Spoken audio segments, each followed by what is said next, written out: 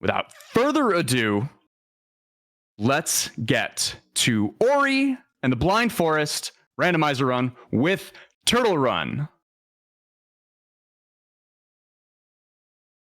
Hello, friends, and welcome to Ori and the Blind Forest Randomizer. Like JR said, I am Turtle Run 2412, and I will be your guide through the wonderful, beautiful world of Nibel here today.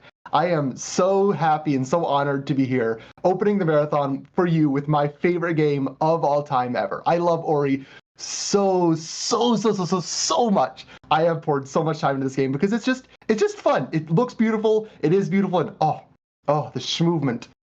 So good. So let's just get right into it. No further delay. We're going to start the countdown in 5, 4, 3, 2, 1, go. And immediately we begin our quest for Quet. And we skip the prologue. That saves like 10 minutes. I'm serious. This game is really good. Has a really moving emotional story. I cried playing it casually. But because it's a speedrun, we have to skip all that really good stuff. So that means you just need to play it casually, dear viewer. So that's your challenge. Also, good luck on your rando, and rando good your luck on, as we get into the first of 256 pickups spread throughout the Forest of Nibel. And these will be our main goal throughout the run, grabbing as many of these as we can. And okay, we already have our first skill. So you can see up here where the text is green. Green text means that it is a skill. So those are very, very important. You might also want to keep an eye out for red, orange, or blue text, as those are items relating to our dungeons. You can also keep an eye out for important things on the tracker, which should be on screen somewhere. I'm not exactly familiar with the layout, but if you see it, it's a circle with a bunch of little icons around the outside. Those icons, one of which is already lit up, are our 11 skills, or 10. The one that's about to light up right now at the very top doesn't really count.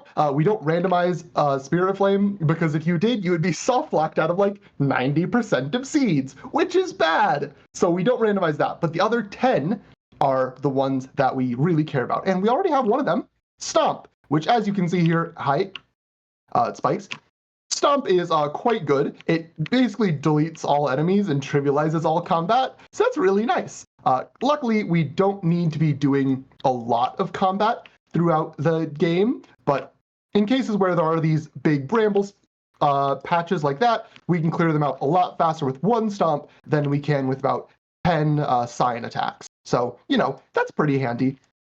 Stomp also breaks floors for us and can break some walls, interestingly enough. It depends on the positioning of the walls, and we'll maybe get into that a little bit later if we can find some of those wonky walls. But okay, there's only 10 money underwater. I don't really need 10 money right now. But yeah, let's talk about some of the other things that we can get, as you won't be seeing a ton of skill pickups. Like I said, there are only 10 of them out of the 256 total pickups in the pool. So most of what you'll be seeing are keystones, which you can see tracked up here. I'm going to open the store. Keystones, which open doors. Map stones, which we can turn in at mapstone pedestals to get additional pickups. You'll see experience values, which are the name is randomized. So you saw Ori money a second ago. You can also see Spirit Light, EXP, and then a bunch of different references to different games. That's all experience, and that builds towards this little donut in the bottom. But wall jump, another skill that we have. Hooray! We love getting skills. And wall jump especially is quite convenient, because it lets us, believe it or not, jump up some walls. So this is the first skill that you get in the vanilla game, and it is not actually required for the randomizer. You can actually beat the randomizer without any single pickup. Okay, that's a hard jump. I'm just going to try it a couple times, but you can beat the randomizer without wall jump. For example, you can beat the randomizer without bash, the most powerful skill in the game. There are a ton of different ways to do it, but specifically, having wall interaction is pretty convenient. So it lets me do stuff like that and that. So, obviously without wall jump, I wouldn't just be able to get those pickups at all. So having wall jump is very, very nice. And generally, the more skills I have, the happier I'll be. But there are a couple categories of skills that I'm going to be looking out for. And we do have our first category, wall interaction. those two skills are wall jump and climb, both provide that. We also want air stall, which is either glide or double jump. We want verticality, which is either double jump or charge jump, or bash nade, but we'll talk about that if we get to it. And then we want blue break, which is either charge flame or grenade.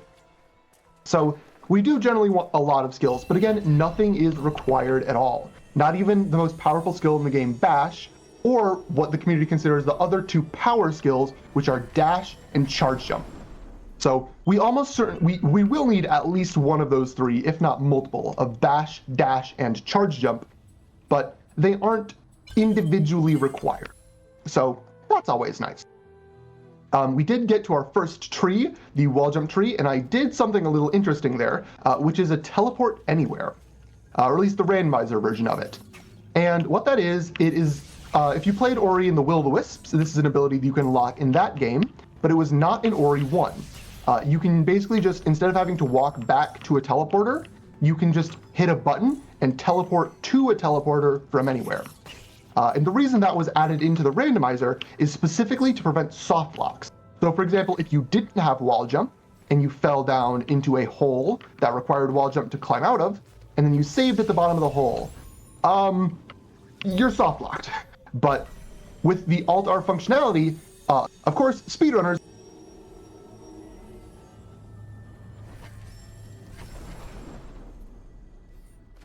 took one look at this and went, you can teleport from anywhere? Oh, that's great. That means we can go down a long, single direction path and then not have to backtrack through it. We can just teleport right back out, no worries whatsoever. So you'll be seeing me use Alt-R quite a bit throughout the run, just to skip doing all of that slow and unfortunate backtracking. But another thing that we should talk about, because man, there is so much to talk about when it comes to this game, is a trick that you saw me do just a second ago as we entered into Blackroot Burrows, this current area, and that you'll see me do again in about 40 seconds. Is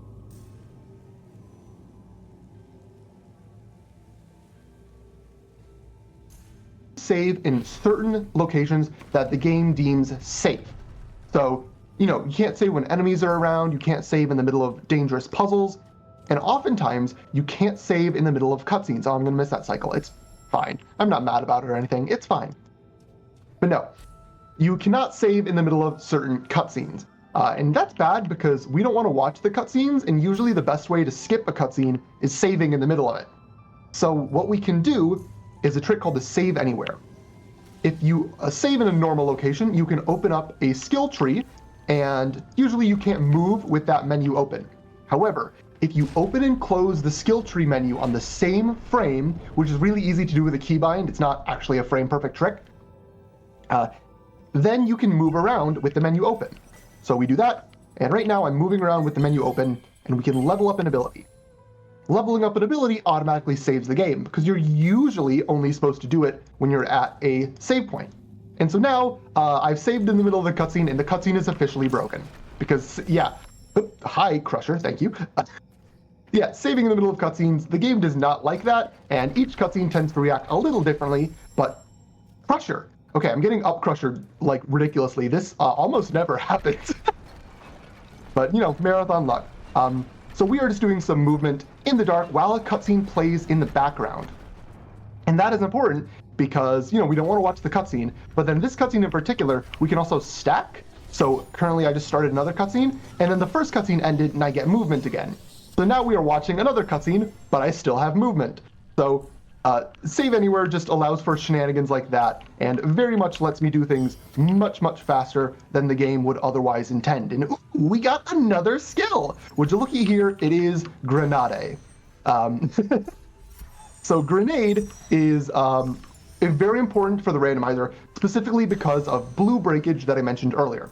There are certain walls and plants in the game that can only be broken by charge flame or grenade or dash. Shh, it's fine. But we have grenades, we don't need to worry about that at all, and we can break those blue walls to get through them, and we can break the blue plants to get pickups, because each blue plant contains one pickup in the randomizer. So if you don't have blue break, you have to just walk by those slowly and sadly and be like, oh, I can't grab that. Oh, I guess I'll have to come back for it later. But yeah, no, we are good on that. We will have all the blue. We will have all the blue.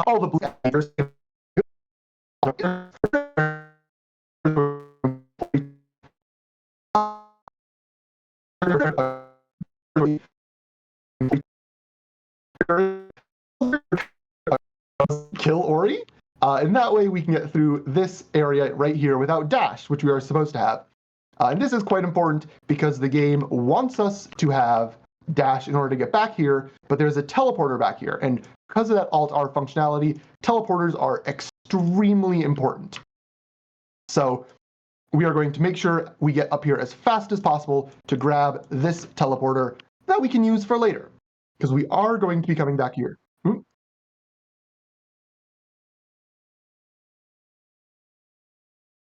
Uh-oh, spaghetti.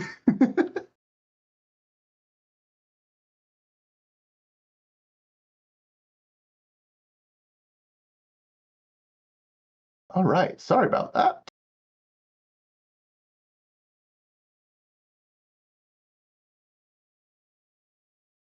OBS Studio just did give me the ping for reconnection successful.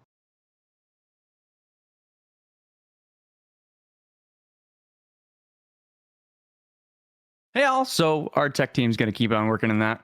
In the meantime, we kind of can talk about a few other things. So, service animals. Service animals are incredibly expensive, and the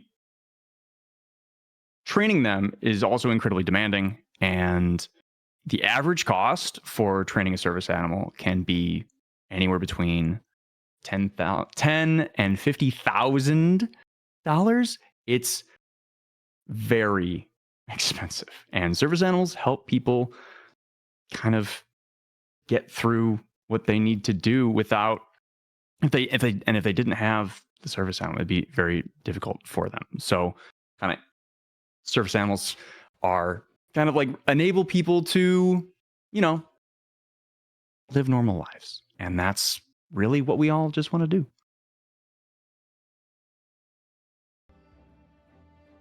Sounds like we are back up, so I will throw it back to you, Turtle.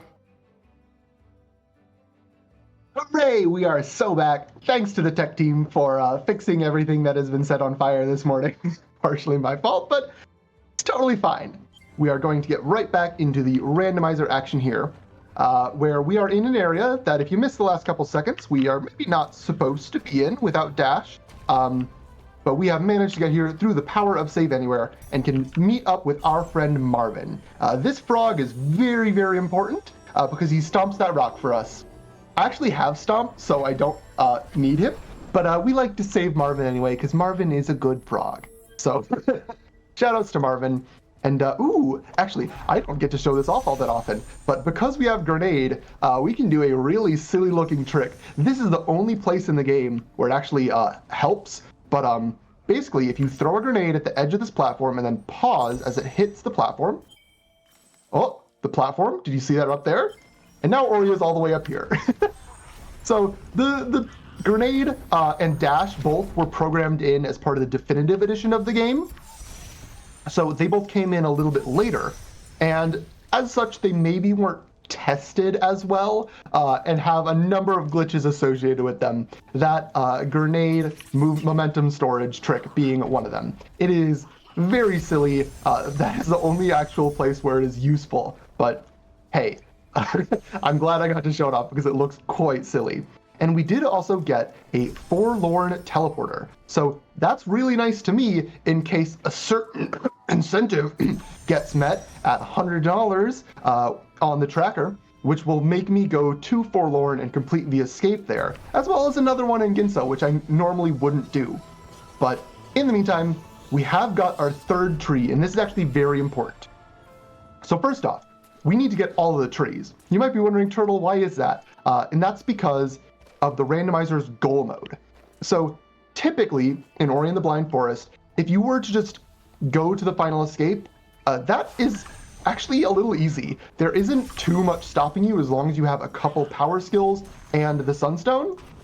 You can just kind of do it. Ori's movement is quite versatile. So what the developers of the randomizer did to make things a little more interesting is they added goal modes. And the most popular goal mode, and the one I'm using today, is called Force Trees. Oh, wrong thing. There we go, Force Trees. You can see it right there. So that means that in order to even enter the final escape, I will need to get all 10 of the vanilla skill locations known as skill trees. That means I'm going to have to go to about every part of the world, except Forlorn, unless you get that incentive met. But we're going to get to see every other part of the world and get a lot of different skills to face a lot of different challenges. So yeah, very versatile in what we're going to have to be able to do. But, ooh, hi Glide, you're very convenient. So Glide is nice, although we don't have Wind Restored, so it's not too useful yet, but it will be eventually. But another thing to go with those 10 skill trees is that we need to get into 2 of the dungeons of this game, or 3 if you make the incentive. Cough, cough, cough, cough, cough, cough, cough. So those dungeons are the Ginso Tree, the Forlorn Ruins, and Mount Horu, and each of those is locked by a single dungeon key pickup. Hi Ori, can you jump on the branch? Thank you.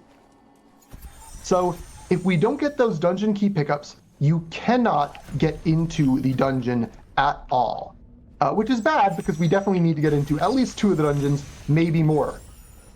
So what the developers did to make sure those aren't just needle in a haystack pickups is they added several different hint methods, and the one that I am using is called clues.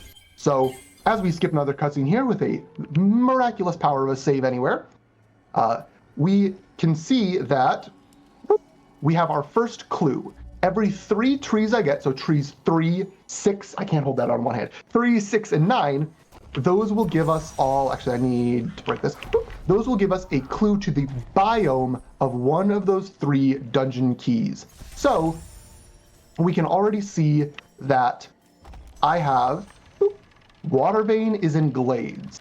So I was already in Glades. That is where I was doing most of my early game searching. In fact, that's the starting area that's right below me. And I didn't find it yet. So I'm a little bit worried there. The Watervein might be a little bit hidden in Glades, but it will be in Glades. We know that for a fact. So that is very nice. Oh, I might not be able to make this with just Glide. It's fine. We'll come back for this pickup later. This one is in Grove, so it can't be our Watervein.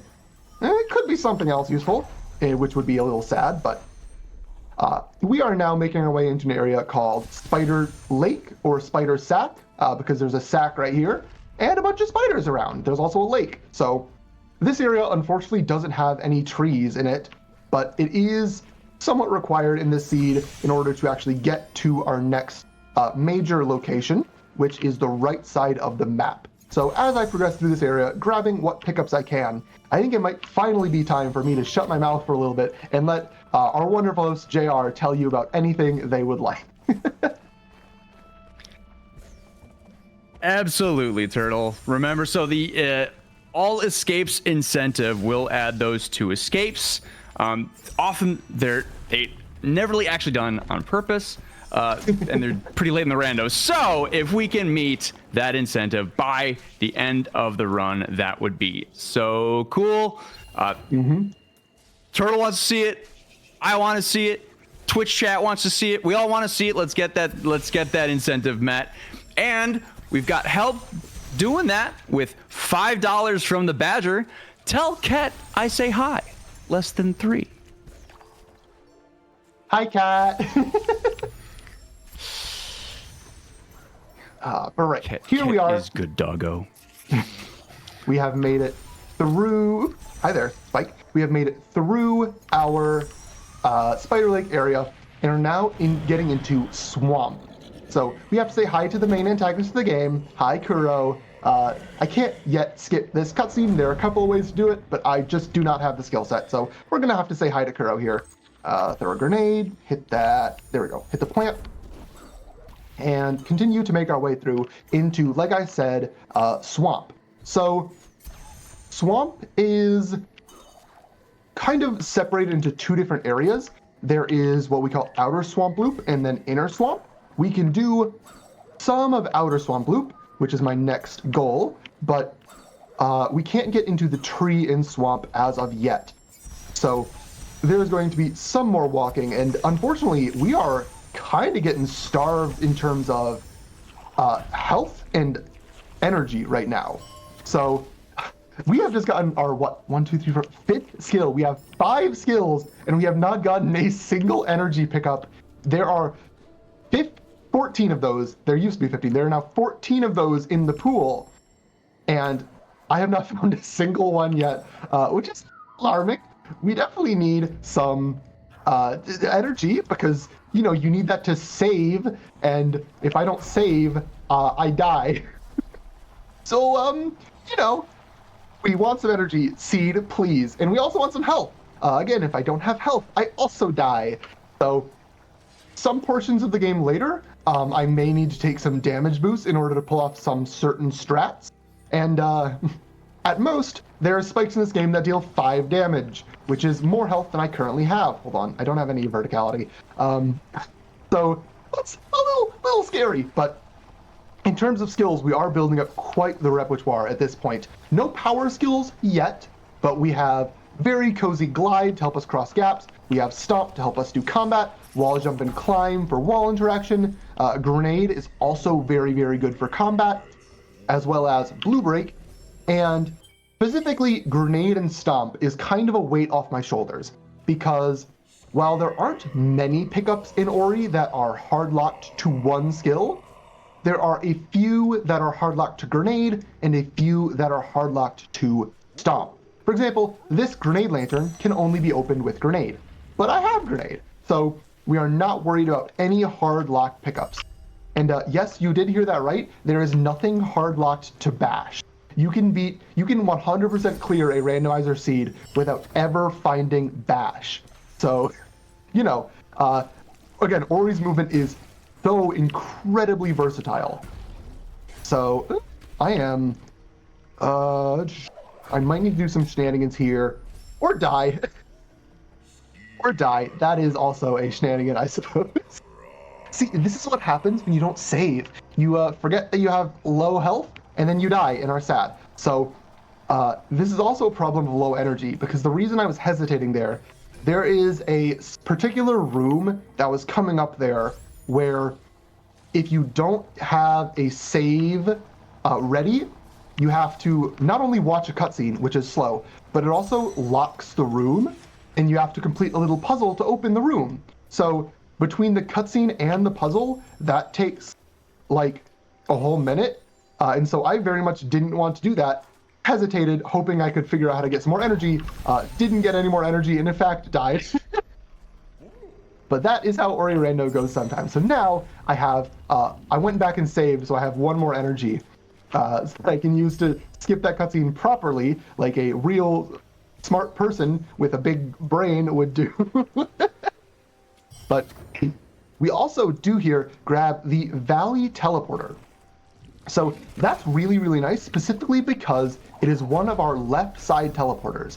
The left side of the map is rather segmented off compared to everything else. And so normally there's only one way in casually, and that is by using bash.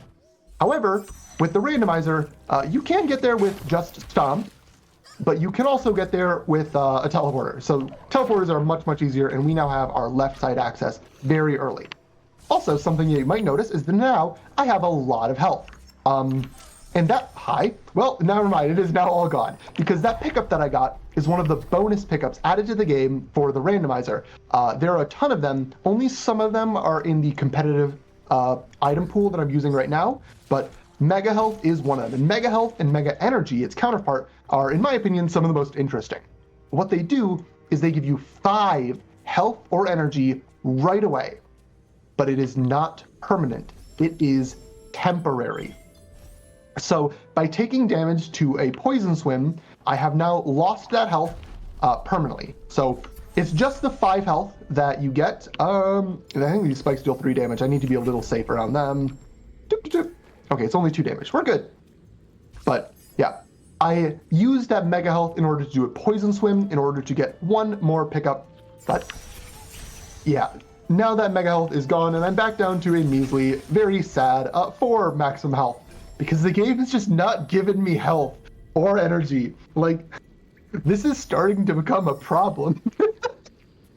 We'll definitely be able to make our way through, but you saw me die earlier and lose like a minute and a half. Yeah, that could just happen, especially in this area, which is known as Death Gauntlet. It is known as Death Gauntlet for a reason, because it is very, very easy to die here, especially in the vanilla playthrough. Yep, so I'm gonna take a poison swim. Managed to get with 1 health, there we go. And immediately die. Good thing I had the energy to place down a save there, which, again, just an example of why energy is so important and why I would really like some more energy. Please, Seed. Please, I need energy. Oh, no. But it's okay. It's okay. We're definitely still going to be making our way through. And after we complete Death Gauntlet, we are going to be heading into an area known as Moon Grotto. And this is really, really good. Ooh, I'll talk about that in a sec. But Moon Grotto is the most dense area in the early game and possibly the most dense area in the entire game. And since it's very early in logic, it often has quite a lot of relevant pickups. In this seed, I am not entirely sure how many relevant pickups it will have, specifically because we already have so many skills. But we do still need a power skill. Hopefully we'll find one of those. And then since it is so dense, we'll be getting a lot of energy and health checks as well, hopefully. But hey, speaking of power skills, there is our first power skill right there. That is Charge Jump. Charge Jump is very, very good. It is the last ability that you will get in vanilla, and as such, it is very powerful. Whee! As you can see, Charge Jump just lets you go big uppies. It's about, I want to say, 8 or 9 times what Ori's standard jump height is. So yeah, you go up very quickly. So that is our form of what we call verticality, the ability to go up beyond just one double jump. For example, used here, right there in order to get more pickups. So we do now have a very complete skill set. We have Charge Jump for verticality, we have Wall Jump and Climb for wall interaction, we have Glide for air stall, and we have one more thing that I'm forgetting. It's fine. We have a lot, is what I'm saying. So we also have, I just noticed this, 3 out of 3. We have a very, very, very powerful movement technique at my disposal. I can't show it off here. This area is a little too cramped, but oh boy, grenade jumps. Everyone prepare your butts because grenade jumps are so much fun. We did also get a Mega Energy. Like I said, the counterpart to Mega Health. So that gave me 5 temporary energy, and I immediately used 4 of that in order to open a door, because on the other side of this door, there are 2 pickups, which, you know, again, pickup density, very, very good. You can skip that 4 energy door with a trick called a rock slide. There are several different variations of that, but they're hard, and I don't want to do them. So instead, we are just going to get down here. Unfortunately, no more health or energy. We got 1 extra health earlier up in the water area, but come on, we're like 30 minutes in or something, and I just don't have energy. What is this seed? This is really rude. Like, I have 6 skills, probably a full skill set. This could be a go mode skill set depending on where my water vein and sunstone are, and I just don't have energy at all. This is hilarious. But one more thing to talk about that you saw me grab earlier is clean water. So in this game, normally, the water is quite dirty. You have to complete the Ginso escape, which we may or may not be seeing depending on your generous donations.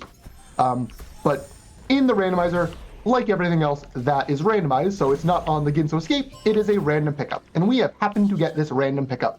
Now, all of the water in the game is bright and clear and clean, so you all can stay hydrated, and I can swim without dying instantly. Which is pretty good.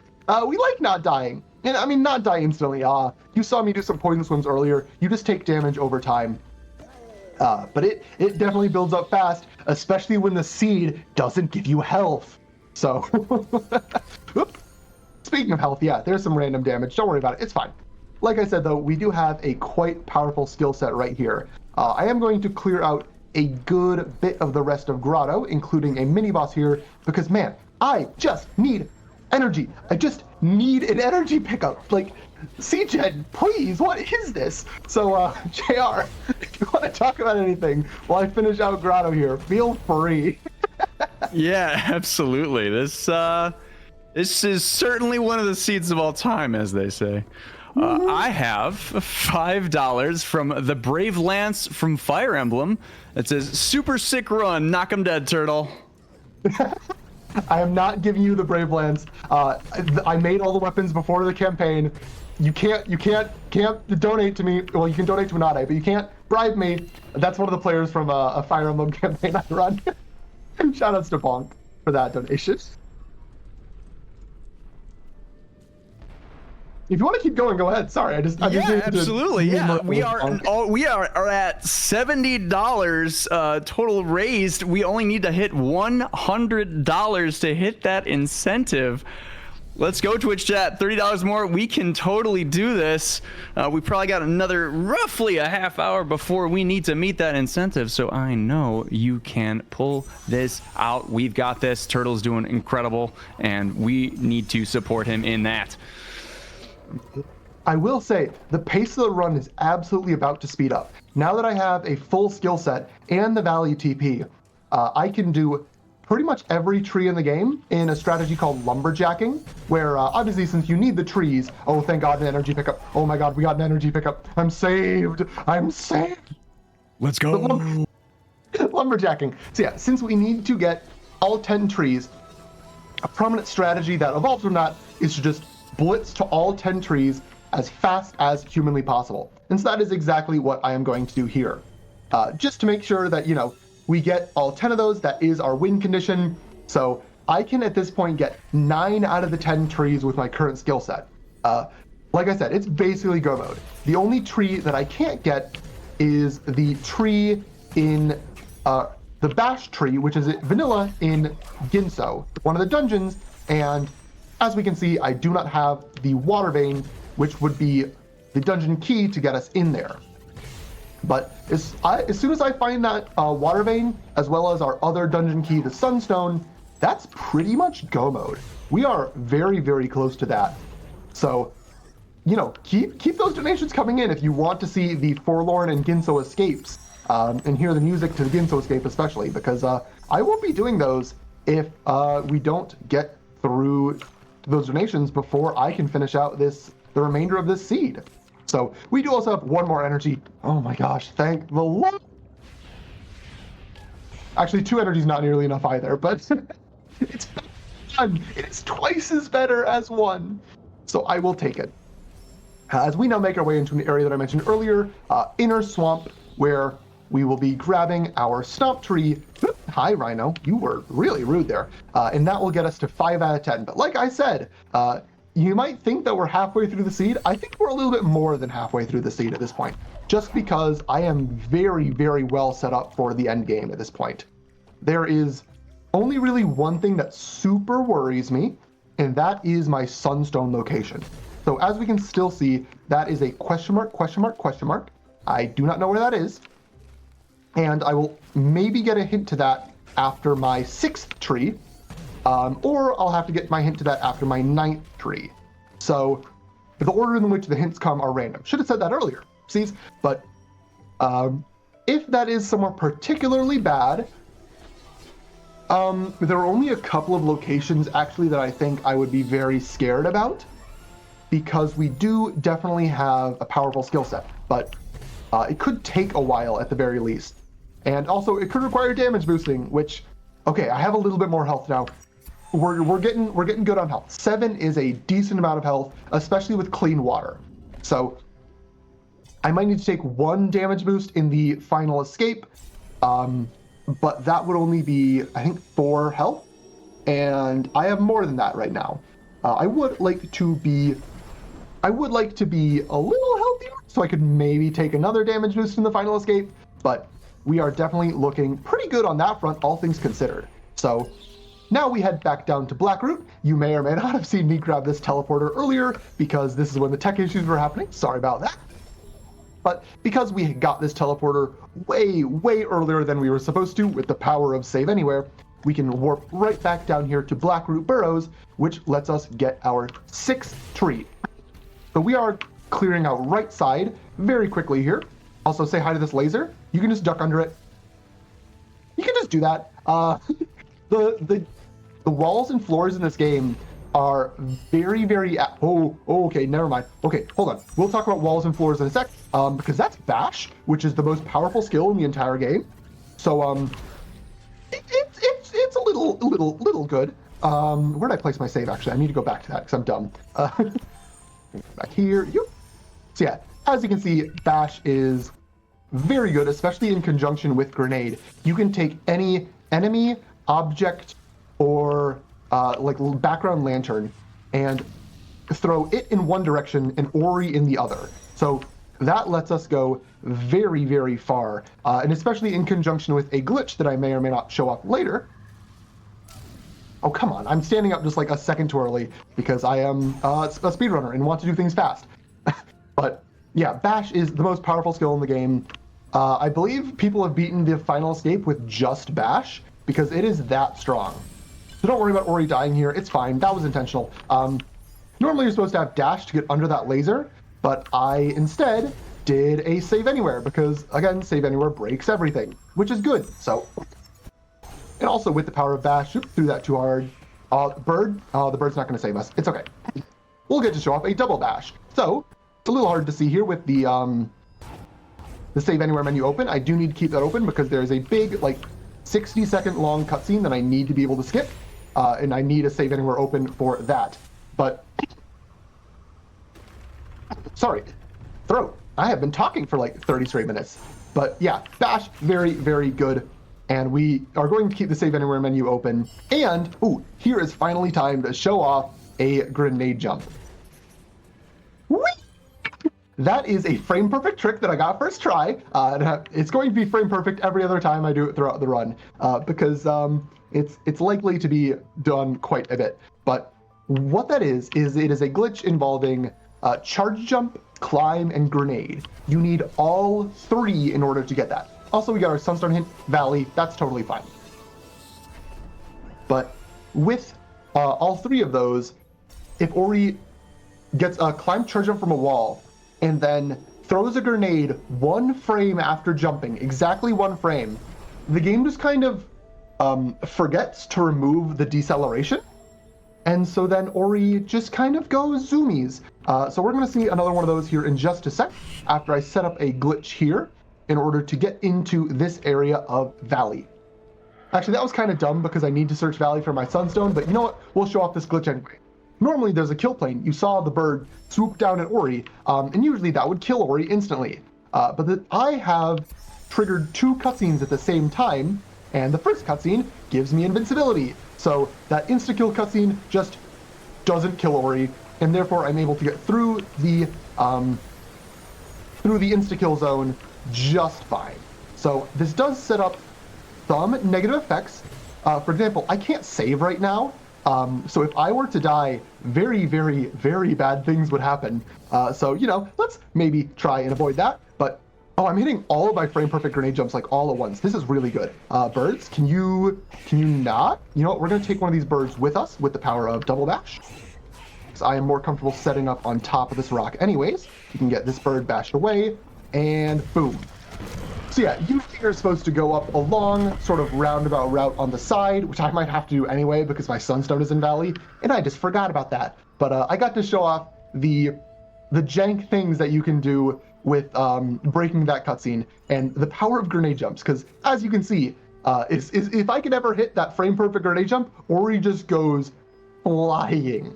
It's almost too fast in a lot of circumstances because if you fly into spikes, Ori will just like headbutt them with their face and then explode. So, we don't want to explode. But in big open areas up here, in fact, let's do one more because why not? There is a pickup over on this side that I can grab now that Kuro is gone. I failed my first one. Like I said, this is a frame perfect trick, so you'll probably see me fail it a lot. I think I have about a 50% success rate on this on a good day, and I am nervous right now. So there we go. I got a donation for you if you want to. Yeah, go for it. As I just Take a search quick breath. You're doing amazing. I got $10 from Sancho Panda. It says Ori incentive. Cough, cough, cough, cough, cough, cough. Cough, cough, cough. Yeah. Right now, I am. Oh my god, I am extremely well set up to do both of those, just because I have Bash and Glide. Those are sort of the two skills that you are, quote unquote, supposed to have when you do those two. Actually, you know what? Sorry, I'm going to talk about that in a sec. Let's first off do Sorrow Bash, because with the power of Double Bash, I can die. Never mind. We'll still do it because this trick is basically currently my only way into Sorrow Pass. Usually, you would supposed to have Wind Restored in order to glide up into it, but I don't have Wind Restored. That is currently a needle in a haystack pickup that I don't want to get. So what we're going to do instead is use the power of Bird. I'm going to take one of these birds, and with Double Bash, which I will explain, I promise. There's a lot of stuff to explain, and I sometimes forget everything, but you can Double Bash these birds very, very carefully through these spikes, which deal 4 damage and will also insta-kill the birds, so not a very pleasant place to be in. But with that, we can Sorrow Bash up into Sorrow Pass, the penultimate area of the game, and the location of one of our trees.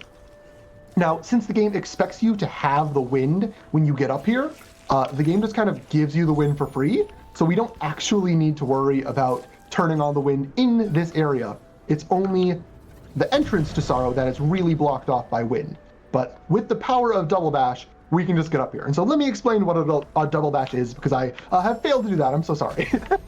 Double Bashing is a trick that is in vanilla, but was made easier in the rando, specifically because it is cool as heck. And so the rando devs were like, yeah, let's give the players more options to do cool things, which is great. We love doing cool stuff. So if you have an enemy or projectile, and within a couple frames or with the randomizer while holding a key, you release Bash and then re-grab it, then or the projectile will still go in one direction, but you can Bash again to have Ori go in the same direction, where usually they would go in the opposite. So with that, you can Double Bash the same object over and over and over again, like you saw me do with that bird, and just take pretty much any enemy or projectile wherever you want, as long as the enemy doesn't die and as long as the projectile doesn't expire.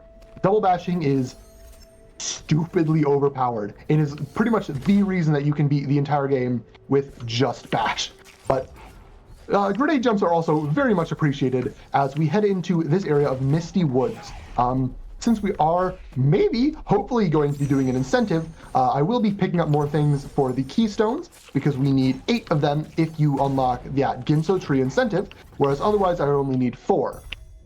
So we're getting very close to that, and yeah, time is going to be run out shortly. Like I said, we are very much in a go mode right here. We have a lot of stuff in our pockets. We have Double Bash, we have grenade jumps. Hey, I set that one up for myself. And we have Bashnade. As you can see, you can bash off of grenades, which lets you move at bash speed, which is faster than walking speed. So I'll be doing that in several locations as well. And we are at 8 out of 10 trees. Let me show you that. Yeah, boom, right there. So after I get this 9th tree here in Misty Woods, all that's left is to pick up our 2 dungeon keys, which the Water Vein is likely going to be fast. I don't know where the Sunstone is. I haven't checked Valley, so that's pretty much your only saving grace if you want to race me in order to meet this incentive. If I finish out the Ginso tree, that probably is going to be time to close it. So if the Sunstone is found fast, you do not have a lot of time to meet that $100 overall. But that's all I need to do at this point. Get this tree, get the Water Vein, get the Sunstone, and then get the heck out of the final escape. And maybe the other escapes. So, Charge Flame. That is, I don't want to say a useless skill. Charge Flame definitely has its uses, but at this point in the seed, I have Grenade for Blue Break, and I have so many other forms of wall break and combat avoidance that I can just I don't really need Seaflame. So it's a nice skill. It looks nice on our tracker. We love it when things are on the tracker because look, it's almost full. We're getting very close. But yeah, speaking of very close, 9 out of 10 trees. I'm going to begin my Water Vein and Sunstone hunts, and once I find those two, we are off to the races. So, JR, do we have any more donations or any more hype for that all escape incentive? Oh, we've got so much hype. That incentive, we have to meet that incentive so soon. How much time do you think we have before it really depends on my Sunstone location. I would say anywhere between 5 and 10 minutes, depending on that Sunstone location. Cool. All right, chat, you know what you have to do. We've got 5 to 10 minutes to raise $20 to meet that incentive. I know you can do it. Use !donate in the chat to get that, to pop it up and donate to the Quest for Quet. We can do this. Also, we just opened up the Pokemon Crystal Bid War, and you can either choose being a boy or a girl in that game. So that is coming up later. But right now, we gotta focus on that all escapes incentive. Come on, let's do this. And remember that you can actually donate to both because the all escapes is a milestone. So as long as we hit $100, if I remember correctly, so bid war donations will go to that. Yeah. So definitely vote for your correct gender in Pokemon Crystal, or incorrect gender. It doesn't really matter. So long as one of them wins, and so long as we meet that incentive. My G jumps are not coming out, which is giving you more time. So JR, continue to take it away. Of course. Yeah, I have. We have met the $100 milestone for that all escapes incentive. Incredible. With this $20 donation from Sin Spitter for the milestone and for more Quest for Quet. Less than 3. Thank you so much, Sin Spitter, and everyone else who's donated to this event so far. So we do still have some more to go. I didn't find my Water Vein during that donation blitz that you all had going on there, but we are running out of pickups very quickly here in the Glades area. I think we'll only have, 5 pickups left in Glades, and one of them has to be my Water Vein. Like, it has to be my Water Vein. I did also turn in the map here, so I don't need to worry about that. But so I thought the Sunstone was going to be our big problem, but no, it's actually going to be the Water Vein. Thank you, Water Vein. Notably, the Sunstone might also be a problem. That is just how rando works sometimes. But, we will still manage to get there. And we do have quite a bit more time for the boy-girl incentive to get rolling, because we will be doing the Forlorn and Ginso escapes as well. So those are very, very fun. I have a great skill set for them, so I was a little bit worried submitting that as an incentive, because sometimes you don't get Glide or Bash, which are the skills that are sort of required-ish for those two. Of course, with Ori's incredibly versatile movement, you can manage to do Forlorn Escape Glideless and Ginso Escape Bashless, which actually I like Ginso Escape Bashless. I run a category of the vanilla randomizer called SBS, which stands for Signless, Bashless, Stompless. Basically means you can't attack anything, and you also don't get Bash, which is the most powerful skill in the game. So it is a very tricky category, and you have to complete the Ginso Escape without Bash, which is tricky but doable. It's a lot easier than Forlorn Escape Glideless, but if you want to see those, you follow Ori speedrunners and Ori rando players, especially. This community is great. I'll shout them out a little bit now. But hey, there's our Water Vein. So, ta-da, we have that, which is great. And yeah, so honestly, I guess if you do watch Ori rando players, you might not see escapes all that often. Usually we don't do them because the Forlorn Escape doesn't have pickups in it. And let's go this way. And because the Ginso tree is sort of at the end game of most randomizers, but a lot of the main game categories will add those as sort of extras to make sure that, you don't have to skip straight to the end, because like I mentioned earlier, this game is actually very easy to break wide open. So, we're not going to be doing too much of, we already have been actually, but we're not going to be doing all of the glitches with stuff like out of bounds clips, the vanilla teleport anywhere. We're not going to be doing tumble warps, which are a whole shenanigan. Shout out to Zem for discovering those and being their greatest champion, even if they aren't allowed in Rando anymore, because they are just chaotic. Ooh, as heck. There is our Sunstone. So that one was actually way, way easier than the Water Vein. I kind of got bamboozled on which one of those would be hard or not, but that is now go mode. So I'm going to get my 10th tree and then do not just the final escape, but all escapes. So we are very much on our way to the end of this run. I'm gonna grab one more pickup because grenade jumps are fun. There we go. Yee! And we can grenade jump once again. I tried to set myself up for that one. There we go, second time, and launch right into the Ginso tree. So the Ginso tree, oh, I'm actually, hold on. I am one keystone short right now. In Ginso, this is a very linear dungeon. It's basically a tree that Ori has to climb all the way up. And normally, let's throw a grenade. Normally, there are two different keystone doors in Ginso, each of which requires 4 keystones. So, okay, we got one there where we got a little bit bailed out, so I don't need to actually worry about that anymore. You can do a trick called the keystone dupe. There's multiple different keystone dupes. With each different keystone door is a little bit of a different way to dupe it.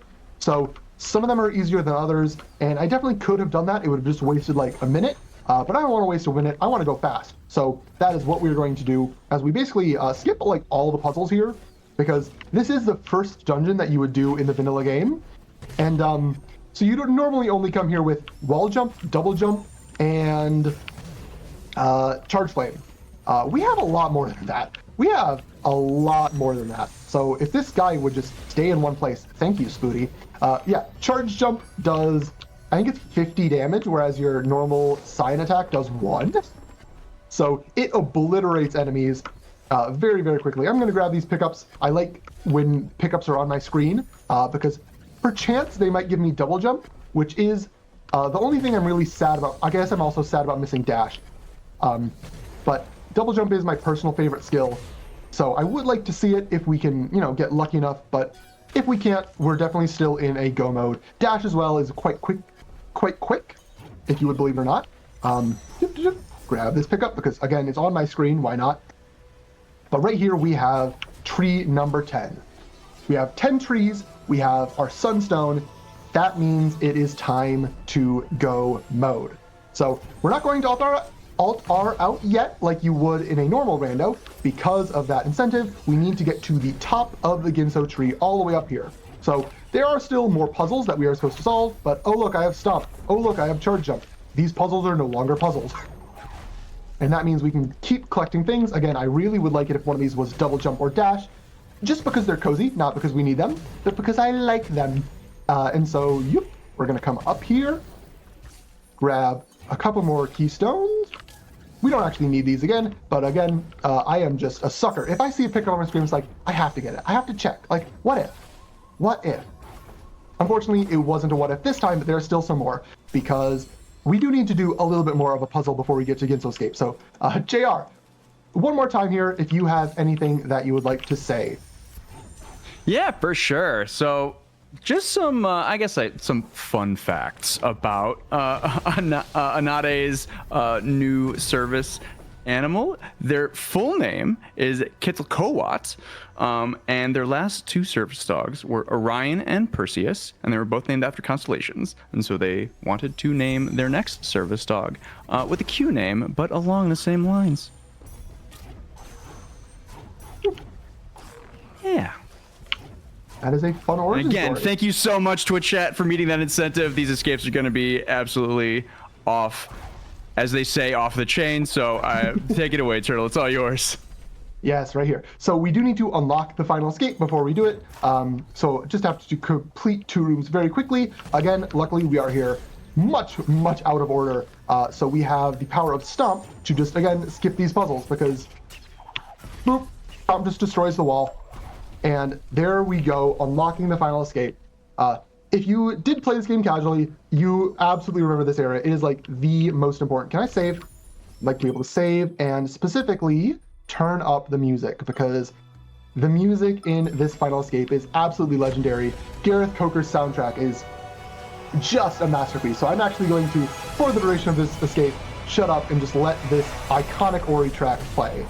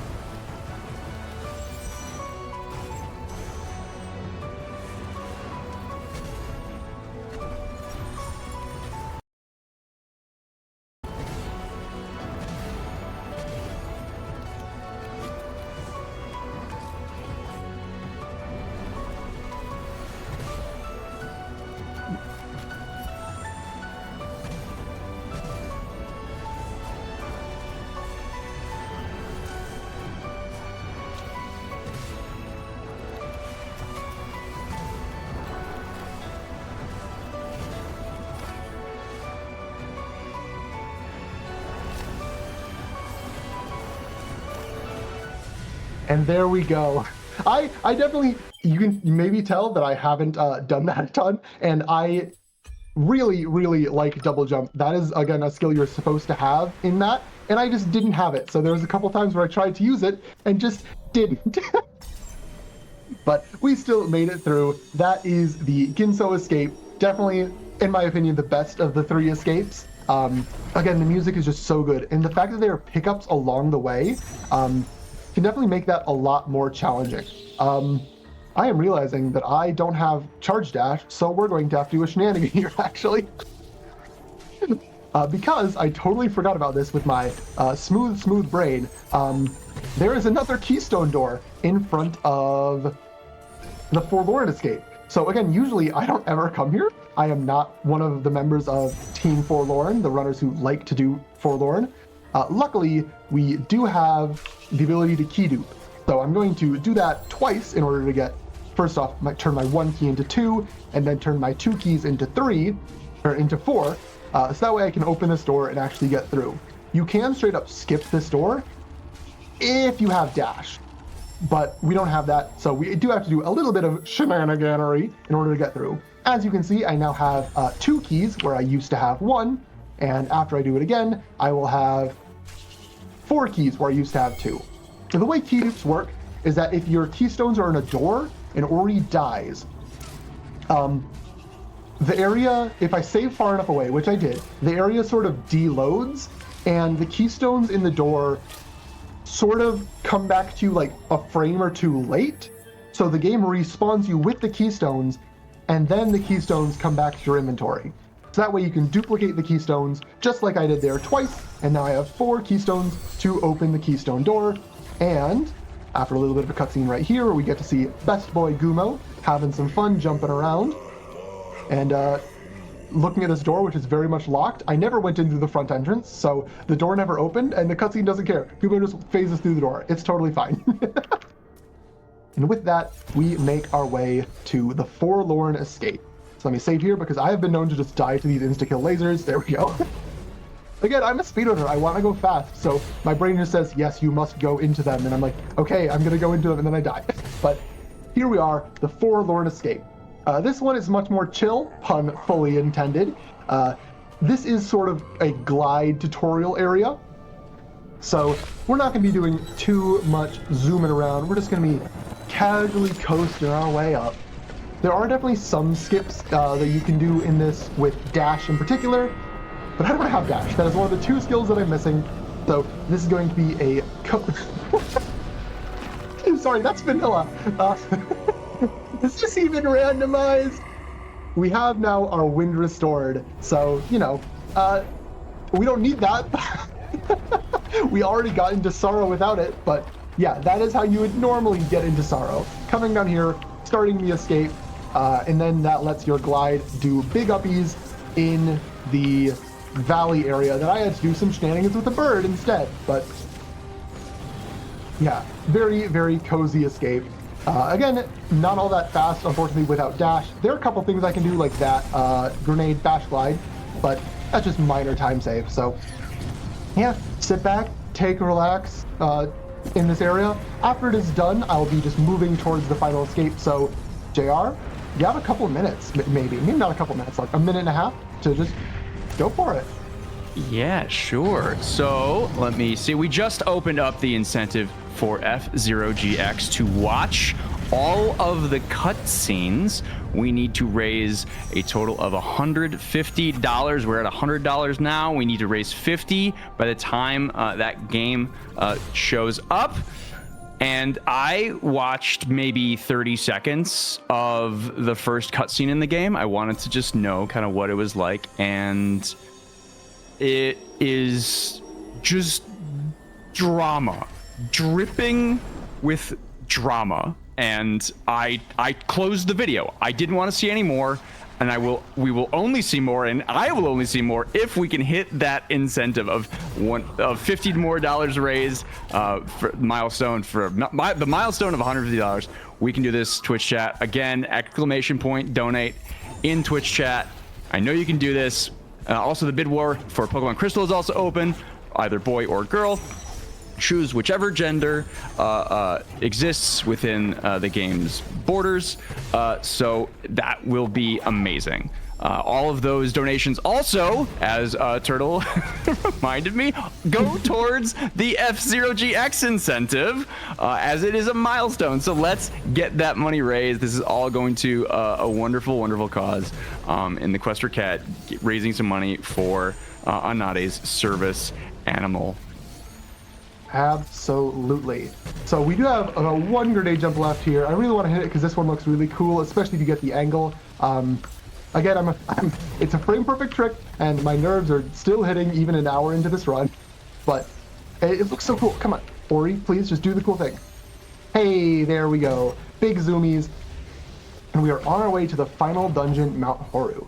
So if you play this game vanilla, you may be wondering how on earth I'm going to finish all of this up. Like, I do have a lot of skills, but like there's a bunch of lava that insta-kills you. You have to go through all 8 rooms from the top to the bottom in order to remove the lava and make your way through. It's a pretty long dungeon, and also the lava is gone.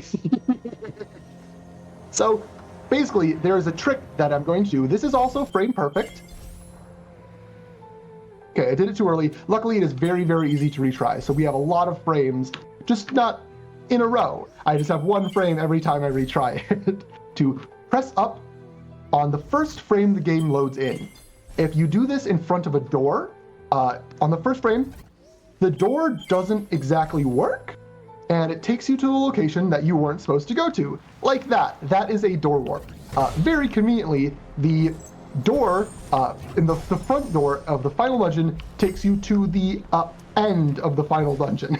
So because of that glitch, which you can do in vanilla as well, you can just straight up skip the entire final dungeon, and therefore the rando devs just removed all the lava. So instead of having to do this area from top to bottom like you're supposed to, Horu is now really, really interesting to see how different runners route it. You can go top to bottom, you can go bottom to top, you can do right side, right side. You can zigzag around, you can skip R2 because it's awful, or R3. And yeah, like every runner basically has their own way they route Mount Horu, but because we don't actually need any more skills, we are in a go mode, I am just going to head right on into our final escape. So we do have to complete each of these areas relatively quickly, because if I don't, the bird will swoop down and murder me. So each of these areas is on a timer. Luckily, I have done this escape many, many, many, many times and can make it through no problemo. And again, something to note is that there is no one skill that is required to beat this escape. With a damage boost, you can beat this room without bash. You can beat this room with either double jump or glide, or dash, or damage boost. The final room, there are like 18 different ways to beat the final room that I'm coming up to. Like, there is just so much going on.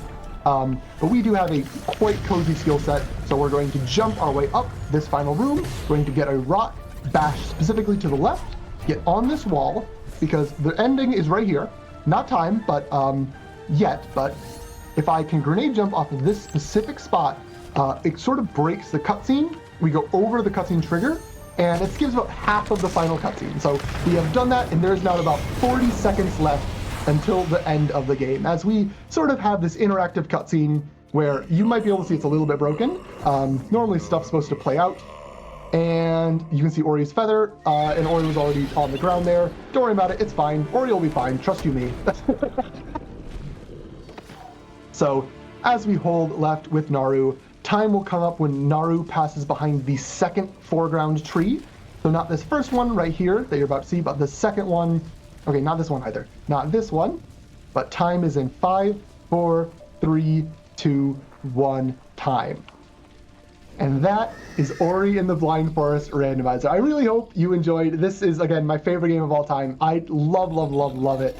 And if you also love Ori, maybe you haven't heard about this randomizer yet, please go to orirando.com. That is your site. It has all the downloads, some starter seeds that you can learn, all the different tricks, like a catalog of everything, so many different options. The dev team is really, really great. And in fact, let's go to the credits, because they put themselves in the credits. They deserve it. Aiko in particular, who is a currently dev, has done so much work, but everyone on this list has just made this randomizer so phenomenal, so interesting, and thank you to all of them. Shout outs to orirando.com. And orirando.com/discord, which is the link to the Discord that has not only Ori 1 Rando, but Ori 1 Vanilla speedruns, and Ori 2 Rando, and Ori 2 Vanilla speedruns. All of it is one big, happy Discord. There's so many amazing people, so shout outs to the Ori Discord. And in particular, I want to shout out the people who helped me to be the best Ori runner I am today, and those are Cobra Muffin, Smashy, 2Kill, Grem, and Infinite. Thank you all so much. Also, shout outs to another Ori runner, Richard, who is going to be running Tetris 99 in 6 hours or so.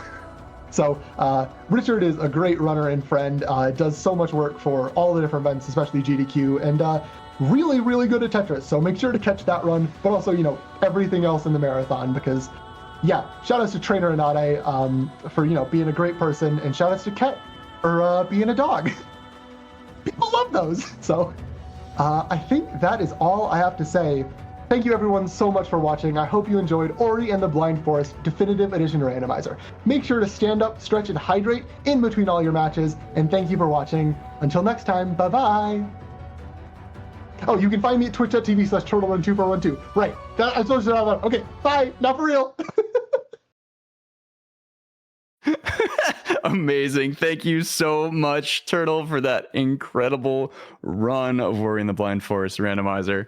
That was amazing, is the only thing I can think to describe it. That was such a fun run up until, that was, I think my favorite part was probably are we going to have no health for the entire run? Maybe we'll never know.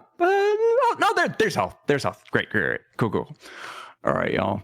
We've got Diddy Kong Racing coming up next, but for right now, stretch. Just as Turtle asked, kind of threw out there and suggested, stretch, fill your water, reheat your tea, kind of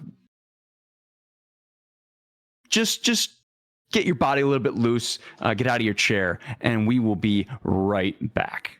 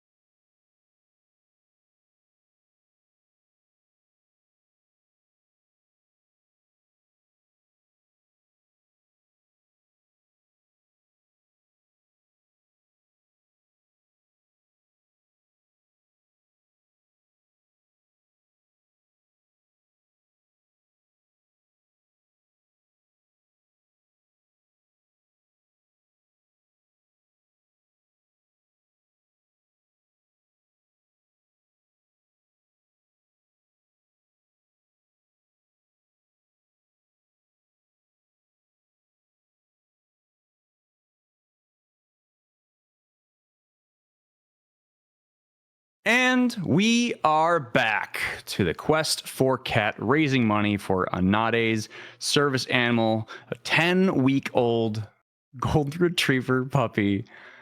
Just the sweetest little thing that takes a lot of time, energy, and money to train and get up to service animal status. We cannot do it without your help. Feel free to type !donate in the Twitch chat to donate, to get the link to donate to that, to the marathon. We can't do without you. It's gonna be great. It's gonna be great. It has been great. That Ori run was that was wild. I thought that he was gonna have 4 health for the entire run, and then we found some. So yeah, we got an open bid war. We've got an incentive. Pokemon Crystal for the bid war. You can choose whether you are a boy or girl in that game. So feel free to choose the gender within that game of your choice. And we have an incentive milestone for F0 GX. We need to raise $50 more for a total of $150 by the start of F0. Those cutscenes they're so over the top. I can already tell. I want to see those cutscenes. We all want to see those cutscenes. Let's get that money raised. I know you can do a Twitch chat. You have it within you. And I want some campy goodness in my life. And well, I think we all can use some campy goodness, can't we?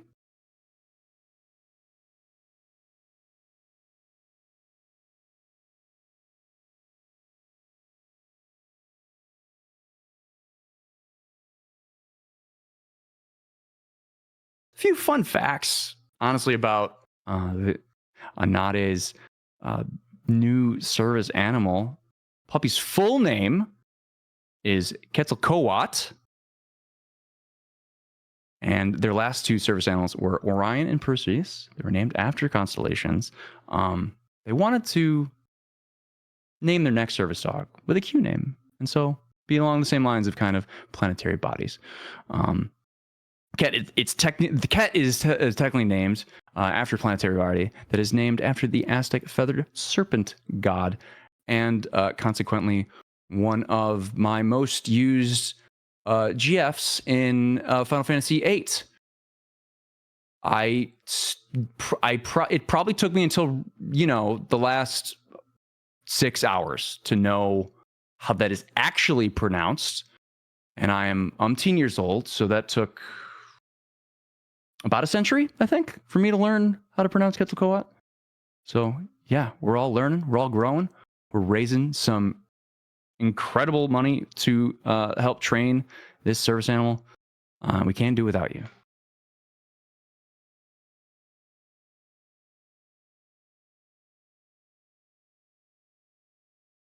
And if you want to keep up with Quet and Anade's journey after the event, fantastic news, incredible news. You can follow Quet's training journey on TikTok. Just feel free to type !socials or !TikTok. That's TikTok in chat for the links.